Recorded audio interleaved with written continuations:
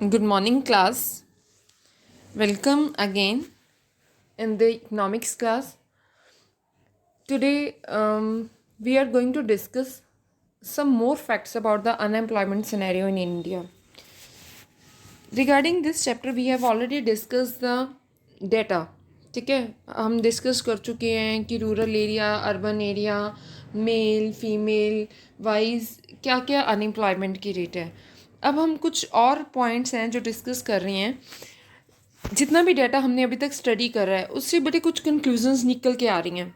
Conclusions हमने brief up पहले भी करा था कि जो डाटा है उससे ये चीज़ क्लियर होती है कि जो अनएम्प्लॉयमेंट है वो फीमेल्स में ज़्यादा है.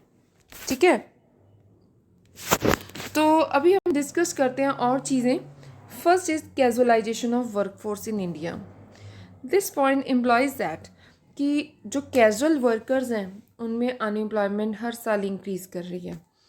ठीक है, 66 round of NSS survey carried out between July 2009 and July 2010, it has been revealed that the majority of population in India, particularly in rural area, is either self-employed or working as casual labor. या तो वो self employed है या फिर वो casual labour है. ठीक है, तो इन टेबल 6 इस चीज़ को क्लियर करता है कि 2009-2010 में रूरल एरियाज़ में 54% जो पीपल थे दे वर सेल्फ एम्प्लॉयड एंड 38% जो लोग थे वो कैजुअल लेबर थे. 7% लोग थे जो सैलरीड एम्प्लॉयज़ या रेगुलर वेज अर्नर जिनकी जो फिक्स सैलरीज जिनको मिल रही हैं. और अर्बन एरियाज़ में 41% पीपल ऐसे हैं जो सैलरीड एम्प्लॉयज़ हैं और जिनकी फिक्स सैलरीज हैं. ठीक है, अर्बन एरियाज़ में 41% जो लोग हैं वो सेल्फ एम्प्लॉयड हैं और कैजुअल लेबर जस्ट सिर्फ 17% है. तो रूरल एरिया और अर्बन एरिया वाइज जो डिस्टिंक्शन है वो काफ़ी बड़ा है. A notable aspect of employment situation in India is the large share of informal employment and growth in informal employment in the organized sector. So इससे पता लगता है कि जो लेबर फोर्स है वो अनएम्प्लॉयमेंट ज़्यादा है. Next is informalization of workforce in India. From the aspect of nature of employment, an economy may be classified into following two categories. Employment categories के हिसाब से एम्प्लॉयमेंट जो है वो फॉर्मल भी हो सकती है और इनफॉर्मल भी हो सकती है. फॉर्मल एम्प्लॉयमेंट होती है जब किसी ऑर्गेनाइज सेक्टर में एक बंदा काम करता है. ठीक है, उसकी स्पेसिफिक रूल्स एंड रेगुलेशन होते हैं और उन्हें वो स्पेसिफिक रूल्स एंड रेगुलेशन को फॉलो करके ही काम करना पड़ता है. Formal sector includes all such business enterprises which employ 10 or more hired workers, such as public sector enterprises, government department, private corporate enterprises. इसमें सारे banks, companies, agencies, schools, institutions, colleges जो organised वे में काम कर रहे हैं और 10 या उससे ज़्यादा लोगों के साथ काम कर रहे हैं. इनफॉर्मल और अनऑर्गेनाइज सेक्टर में वो सेक्टर आता है जिसमें there are no rules or regulation concerning the employment code of conduct. जो informal sector है it generally includes farmers, agricultural laborers and small enterprises employing less than 10 hired workers, and the workers working in informal sector are also known as informal sector worker. So there are several point of difference between the formal sector employment and informal sector employment. These are: workers having employment in formal sector enjoy social security benefit while those benefits are not available to workers working in informal sector. ये चीज़ clear है कि जो लोग formal sector में काम कर रहे हैं उनको वेज बेनिफिट ज़्यादा मिलते हैं और इनफॉर्मल सेक्टर में जो काम करते हैं उनको वेज बेनिफिट जो होते हैं कम होते हैं, फिक्स नहीं होती उनकी salary.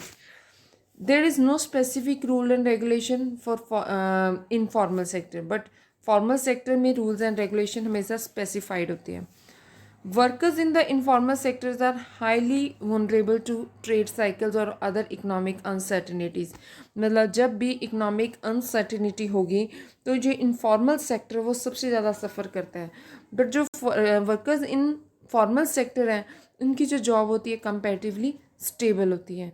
The wage rate for the worker is high in formal sector as comparison to that in informal sector. एक और इनका डिफरेंस का पॉइंट भी हो सकता है कि जो normally workers who are working in formal sector, they are trained, skilled, educated, literate, but the persons in informal sector are comparatively less educated, education wise भी उनकी कम होती है, they are semi skilled और unskilled sort of workers, ठीक है। तो इस वजह से उनकी जो वेजेस हैं वो इनफॉर्मल होती हैं, फॉर्मलाइज नहीं होती हैं, तभी वो लोग अनऑर्गेनाइज वे में काम करते हैं, ठीक है बेटा। After the economic reforms of 1991 in India, the percentage of workforce employed in the informal sector has increased. 1991 के बाद इनफॉर्मल सेक्टर में जो लोग काम कर रहे हैं उनका नंबर काफ़ी इंक्रीज़ हुआ है. It means that informal sector employment has increased in India after economic reform. It also means that the formal sector employment has shrunk in India. इसका मतलब ये भी है कि फॉर्मल सेक्टर में काम करने वाले लोगों का जो नंबर है वो कम हुआ है. Informalization of workforce in turn has resulted in casualization of workforce in India. जितने ज़्यादा लोग इनफॉर्मल सेक्टर में काम करेंगे उससे ज़्यादा वर्कफोर्स की कैजुअलाइजेशन भी होगी और अनएम्प्लॉयमेंट भी बढ़ेगी और इससे सेवरल इकोनॉमिक प्रॉब्लम्स अराइज होती हैं. According to the latest data available, almost 90% of the total workforce in the country is employed in informal sector, while only 10% workforce is employed in formal sector. This shows that the formal sector has failed in generating sufficient employment opportunity for the workforce. मतलब जो organise sector है वहाँ पे sufficient job opportunities नहीं create हो रही हैं, इसी वजह से वर्कर्स के पास कोई ऑप्शन नहीं बचती है, उनको इनफॉर्मल सेक्टर में काम करना ही पड़ता है. नेक्स्ट जो डेटा से हमने स्टडी करा that is jobless growth and job loss growth. Jobless growth refers to that situation of economic growth wherein economic growth of the economy is accompanied by no matching growth in employment opportunity. It means economic growth takes place without generating sufficient employment opportunities. ठीक है. Jobless growth बेटी वो growth है जिसमें economy तो grow कर रही है बट इकोनॉमी के ग्रो होने से लोगों के लिए एम्प्लॉयमेंट अपॉर्चुनिटीज़ नहीं क्रिएट हो रही, और जब उनके लिए एम्प्लॉयमेंट अपॉर्चुनिटीज़ ग्रोथ नहीं कर रही हैं, इस तरह की ग्रोथ को हम बोलेंगे जॉबलेस ग्रोथ. तो इंडिया में जॉबलेस ग्रोथ हो रही है. After the economic reforms of 1991, India has also experience the problem of jobless growth. The economic growth has taken place at a rapid rate but without generating sufficient employment opportunities. This is so because capital-intensive technique of production based on modern technology have been employed by the private Indian companies and MNCs. As a result, unemployment scenario in the country has become very serious. ठीक है, तो India में jobless growth ज़्यादा हो रही है. There are some critics, they argue that in past some years, India has been experiencing jobless growth, and it means that on one hand economic growth has taken place in the country and on the other hand job opportunities have reduced. So it has happened due to the service sector led growth. So अब इस चीज़ से क्या conclusion निकला है कि जो India में growth है वो किस तरह की ग्रोथ है, it is jobless growth. Clear बेटा? Okay. Next is the occupational structure of workforce in India. There are three main sectors in an economy: primary sector, secondary sector and tertiary sector. Primary sector कौन सा है? जो natural factors के ऊपर depend करते हैं. It includes agriculture, allied activities, mining and quarrying etc. Secondary sector वो sector है जो manufacturing industries हैं. प्राइमरी सेक्टर जो आउटपुट तैयार करते हैं उसको वो as a raw material use करते हैं, man made factors of production use करते हैं, and these sector include manufacturing, construction, electricity etcetera. Tertiary sector include the sector of service industries. ठीक है, इस सेक्टर में ट्रांसपोर्टेशन, ट्रेड, इंश्योरेंस, बैंकिंग, ये सारी सर्विसेज, मार्केटिंग, सेलिंग, डिस्ट्रीब्यूशन, ये सारी सर्विसेज कवर होती हैं. As regard this, the occupational structure of workforce in India follows the important point may be noted in this regard. जो upcoming points हैं ये elaborate करेंगे हमारी जो ऑक्यूपेशनल स्ट्रक्चर है उसमें एम्प्लॉयमेंट का क्या स्टेटस है. अब बेटा मेजर पॉइंट मैं आपके साथ डिस्कस करने वाली हूँ. जो 2019 का स्टैटिस्टिक्स है उसके अकॉर्डिंग हमारी वर्कफोर्स का 43.21% जो वर्कफोर्स है वो प्राइमरी सेक्टर में इंक्लूडेड है। ठीक है, प्राइमरी सेक्टर क्या मतलब, ये जो एग्रीकल्चर है या अलाइड एक्टिविटीज़ हैं उसमें 43.21% वर्कफोर्स काम कर रही है, और सेकेंडरी सेक्टर में 24.89% वर्कफोर्स काम कर रही है, टेरिशरी सेक्टर में 31.9% वर्कफोर्स काम कर रही है। अगर हम एम्प्लॉयमेंट अपॉर्चुनिटी के हिसाब से देखें तो ऑक्यूपेशनल स्ट्रक्चर में प्राइमरी सेक्टर में सबसे ज़्यादा लोग काम कर रहे हैं, फिर उससे कम टेरिशरी सेक्टर में, उससे कम सेकेंडरी सेक्टर में। मतलब सबसे ज़्यादा एम्प्लॉयमेंट अपॉर्चुनिटीज़ किस सेक्टर ने क्रिएट की हैं? प्राइमरी सेक्टर ने। ठीक है, so almost half of the जो हमारी पॉपुलेशन है वो प्राइमरी सेक्टर में काम कर रही है। बट अगर हम जीडीपी की बात करें, the share of primary sector in GDP is low. मतलब ऑलमोस्ट कह लो कि हमारा 10 से 20% जो जीडीपी है वो प्राइमरी सेक्टर से आता है।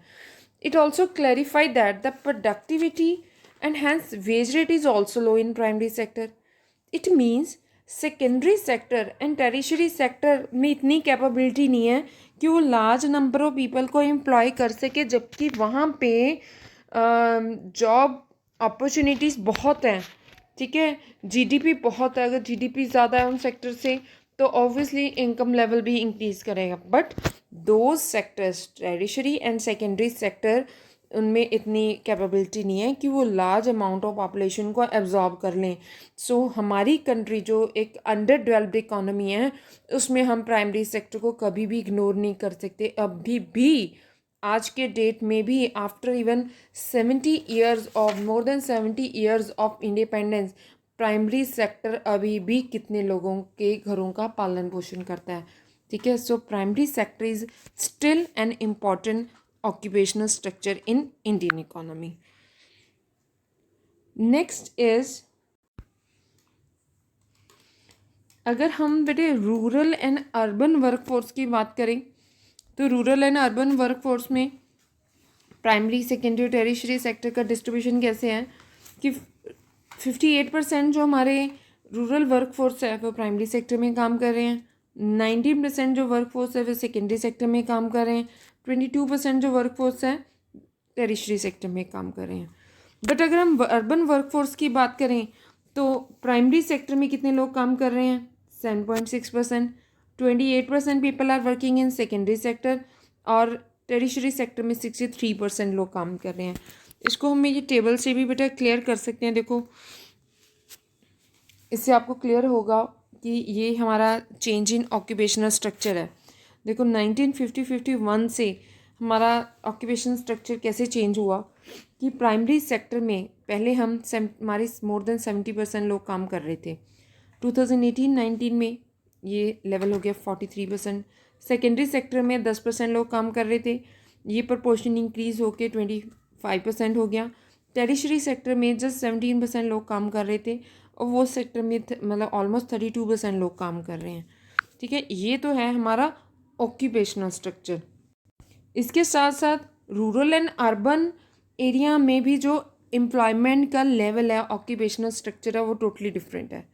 ठीक है, अब देखो हमने स्टडी करा कि रूरल एरिया में ज़्यादा लोग प्राइमरी सेक्टर में हैं और अर्बन एरिया में ज़्यादा लोग टेरिशरी सेक्टर में हैं। It means that the majority of rural population is dependent on primary sector while majority of urban population is dependent on tertiary sector. It is because there is lack of non farm employment opportunities in rural areas. इसका एक reason ये भी है कि rural area में farm employment opportunities ही ज़्यादा हैं। ठीक है, नॉन फार्म अपॉर्चुनिटीज़ कम है, and lack of mobility of rural people to urban area is also factor responsible for this. But the most of the urban people work in tertiary and secondary sector, क्योंकि वहाँ पे industries शायद develop हैं, तो यही वजह है कि टेरिशरी एंड सेकेंडरी सेक्टर में लोग ज़्यादा काम कर रहे हैं। It points that the tertiary sector has rapidly grown in urban areas due to the various reason. Next conclusion निकल के आया that is gender wise. The analysis of the sex wise distribution of workforce among various sector reveals that more female workers than their male counterparts are employed in primary sector. This is so because low literacy standards हैं, poor mobility है, ladies ज़्यादा move नहीं कर सकती, social responsibilities हैं women की man के comparison में. As against this more male workers are engage in secondary sector and tertiary sector में भी जो फीमेल वर्कर से ज़्यादा मेल वर्कर काम कर रहे हैं. So this is next conclusion. ये हम पॉइंट डिस्कस कर चुके हैं ऑलरेडी बी पॉइंट के साथ कि over the time occupational structure of workforce it has also changed, right? So next we will discuss the classification of unemployment in India. देखो total unemployment in India जो है वो बेटे अलग अलग तरह के रूरल अनएम्प्लॉयमेंट है, अर्बन अनएम्प्लॉयमेंट है and common types of unemployment है. सबसे पहले रूरल अनएम्प्लॉयमेंट जो है उसमें अनएम्प्लॉयमेंट डिसगाइज्ड सॉर्ट ऑफ भी है, सीजनल अनएम्प्लॉयमेंट भी है. अर्बन जो अनएम्प्लॉयमेंट है उसमें industrial unemployment and educated unemployment है. Other types of common unemployment are open unemployment and under employment, youth unemployment, women unemployment, structural unemployment, frictional and cyclic unemployment. हाँ जी, तो रूरल अनएम्प्लॉयमेंट कौन सी है?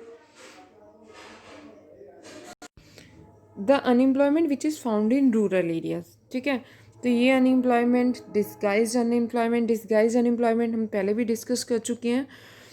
It is found in agriculture and rural areas. Disguise का मतलब क्या है कि जब ज़रूरत से ज़्यादा लोग एक फार्म एक्टिविटीज़ में काम कर रहे हैं तो जो एक्स्ट्रा सरप्लस बंदे वहाँ पे काम कर रहे हैं वो सारे के सारे डिस्गाइज हैं इकोनॉमिक्स की सेंस में. ठीक है, so situation in which more workers are employed than the required to perform a job, then the excess workers then required are said to be in the state of disguised unemployment. ठीक है, suppose एक farm है, वहाँ पे 5 persons are required to carry out the operations but actually 8 persons are employed on the farm. In this case 3 persons are in a state of disguised unemployment. So however it is very difficult to identify disguisedly unemployed person in the above example. It will be very difficult task to point out which 3 out of the 8 are disguised unemployed. ठीक है, तो कौन से 3 लोग हैं जो extra वहाँ पे काम कर रहे हैं, एज वाइज देखा जाए. ठीक है, सीनियर बंदे उठाए जाएं या कम एज वाले लोग उठाए जाएं. सीजनल अनएम्प्लॉयमेंट वो होती है in which workers are not employed throughout the year but only seasonally resulting in their unemployment in an off season period. ठीक है, it is refer to as seasonal unemployment. Generally farmers क्या होता है जब उनका season नहीं होता तो उस टाइम वो वर्कर्स फ्री होते हैं. A large number of workers who work in sugar industry, brick kilns, etc. are employed during the specific season only, but they remain unemployed in other periods. ठीक है, next is urban unemployment. Industrial unemployment. The urban unemployment जो होती है बेटे वहाँ पे agro based unemployment नहीं होती, वहाँ पे इंडस्ट्रियल बेस्ड या एजुकेटेड लोग ज़्यादा होते हैं, तो इंडस्ट्रियल एंड एजुकेटेड अनएम्प्लॉयमेंट होती है. Industrial unemployment which emerged due to the lack of employment opportunities in the industrial sector is said to be industrial unemployment. ठीक है, लोग जब फैक्ट्रीज़ में काम करने जाते हैं तो वहाँ पे कैपिटल इंटेंसिव इंडस्ट्रीज़ यूज़ हो रही हैं, कैपिटल इंटेंसिव टेक्नोलॉजी यूज़ हो रही है, जिस वजह से बहुत सारे जो कारीगर हैं वो बेरोज़गार हो जाते हैं. उसे हम बोलेंगे इंडस्ट्रियल अनएम्प्लॉयमेंट. एजुकेटेड अनएम्प्लॉयमेंट वो लोग हैं जो लिटरेट हैं and who remain unemployed due to the absence of suitable employment opportunity. The main reason for this kind of unemployment are the expansion of educational system and lack of availability of suitable employment opportunities. ठीक है, तो suitable employment opportunities नहीं है जिस वजह से वो लोग unemployed हो जाते हैं. So engineers and doctorates जो हैं इस तरह के हैं कि वो unemployed हैं. ऐसा कहा जाता है कि in 2015 for 368 vacancies for PNs in UP State Assembly, more than 23 lakh people had applied, and of them 255 were doctors having PhD degree in disciplines such as engineering, science and commerce, and around 25,000 applicants were postgraduate and master degree. देखो, this is educated unemployment. ठीक है, एक PN की 300 post भरने के लिए 23 लाख लोग apply कर रहे हैं, और जिसमें से मोर देन जो हाफ कह लो कि भी बंदे, कोई डॉक्टरेट है, कोई पोस्ट ग्रेजुएट है, इंजीनियर है, कोई साइंस है पोस्ट ग्रेजुएट है, कोई कॉमर्स में है। तो इस तरह ये जो सिचुएशन है, ये कोई गुड सिग्नल नहीं है कि यहाँ पे इतने लोग एजुकेटेड हैं। यहाँ पे ये सिग्नल मिल रहा है कि कितने एजुकेटेड लोग जो हैं वो अनएम्प्लॉयड हैं। Next common types of unemployment is open unemployment, a situation where in an eligible and willing person does not get work is referred to as open unemployment और chronic unemployment। ठीक है, बंदे को अपनी जॉब नहीं मिल रही है जो रिक्वायरमेंट है उसकी। underemployment a situation wherein an eligible and willing person gets work for less time or he works for less wages than the specified। ठीक है, तो उसको वेजेस कम मिल रही हैं, दैट इज़ ऑल्सो underemployment। इसमें 2 टाइप्स हैं, visible and invisible. Visible underemployment क्या है? If a person gets unemployment for less time, ठीक है, उसको कम घंटों के लिए काम करने को मिल रहा है, तो विजिबल अंडरएम्प्लॉयमेंट है। Invisible unemployment if a person working for normal working hour but उसको वेजेस कम मिल रही हैं, that is also unemployment, but इसका नेचर क्या है? Invisible. Next is structural unemployment is, देखो India is a developing country and with the process of economic growth many structural changes keep on taking place in it. So some sector and industries become more important while some other lose their importance.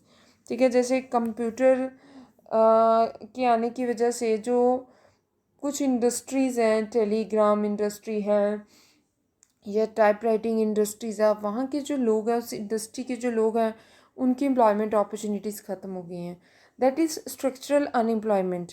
मतलब जब economy में कुछ structural changes करने के वजह से unemployment arise होती है, दैट इज़ स्ट्रक्चरल अनएम्प्लॉयमेंट। ठीक है, कुछ नया लेके आने के लिए कुछ जो लोग हैं उनको सफ़र करना पड़ेगा, अदरवाइज़ हमारी इकोनॉमी बैकवर्ड हो जाएगी। ठीक है, तो कंप्यूटर आने की वजह से बहुत सारे बैंक के जो कर्मचारी हैं उनकी जॉब्स ख़त्म हो गई थी। जो लोग जो टेक्निकली स्किल नहीं हो पाए, जो कंप्यूटर लर्न नहीं कर पाए, वो लोग सारे अनएम्प्लॉयड हो गए। Frictional unemployment is situation in a dynamic economy various changes keep on taking place. So changes in the technology, changes in technique of production, changes in pattern of aggregate demand, etc. So due to these changes people shift jobs so that they are able to join better employment opportunities। मतलब लोग खुद ब खुद market में जो कुछ changes आते हैं उनसे इंस्पायर होके अपनी जॉब अपॉर्चुनिटीज़ चेंज कर लेते हैं ताकि वो बेटर कमा सकें। तो but in this process they have to face unemployment for some time and this type of unemployment is called frictional unemployment. ठीक है, मतलब जब लोग सेटिस्फाई नहीं होते अपनी करंट जॉब से, देन दे मूव ऑन ताकि हम कुछ बेटर कमा सकें, दैट इज़ फ्रिक्शनल अनएम्प्लॉयमेंट। ऐसा नहीं है कि उन लोगों के पास एम्प्लॉयमेंट अपॉर्चुनिटीज़ नहीं थी बट उन्होंने खुद सरेंडर करी हैं। Cyclic unemployment is a situation where which arises due to the occurrence of trade cycle in the economy. मतलब कुछ साइक्लिक अनएम्प्लॉयमेंट आती है मार्केट में, इकोनॉमी में अप एंड डाउन चलते हैं जिस वजह से अनएम्प्लॉयमेंट अराइज होती है, that is cyclic unemployment, right. So ये रियलाइज़ किया जाता है बेटे कि जो इंडिया है उसमें लेबर प्रोडक्टिविटी बहुत लो है, जो टोटल आउटपुट प्रोड्यूस है पर labour that is less. So productivity of labor in India is low mainly due to the poor health standards and poor skill levels of the Indian workers. So poor health of the Indian labor is a result of widespread poverty. So hunger and malnutrition ये reasons हैं कि उनकी जो productivity है low है, health wise वो poor है, malnutrition की problem है। So along with this healthcare system of the country is also not satisfactorily developed. So similarly, poor skill levels of Indian laborers are due to the poor quality of education. The education sector of the country has failed miserably to improve the skill of the people.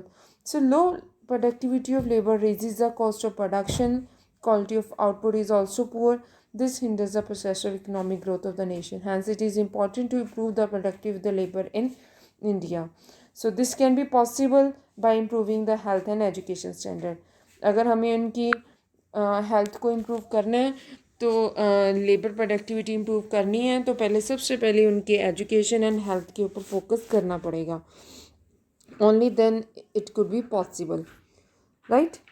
So I think that is sufficient for today's class. Thank you so much, students.